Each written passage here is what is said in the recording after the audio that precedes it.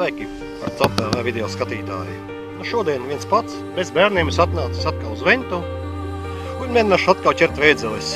Šodien esmu izmantošu tikai un vienīgi sveikas, jo nekāda cita ēsuma man nav. Un Venta rādās šodien ļoti mierīga, laiks atkal ir silts, nezinu, kaut ko izdosies noķert vai nē. Nedaudz pasēdēšu, un šodien nebūs arī neviena, kas man pīkstēs, ka jāiet ir mājās, ka viņš grib ēst vai gulēt. Tā kā, ķeros tad pie topes, tad jau redzēs, kas būs.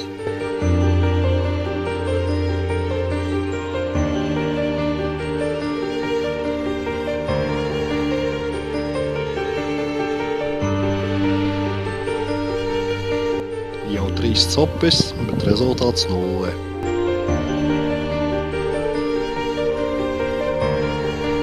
Pagājusi nepilna stunda kopš es esmu, un pirmā veidzelīte jau ir izvilkta. Ļoti jauki, tas priecē.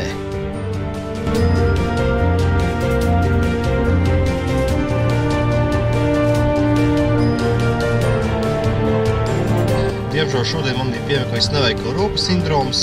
No 10 copēm realizēju tikai vienu. Tā arī braucu mājās tikai vienu veidzelīti. Tā kā pagaidām tā, līdz nākušajai reizei.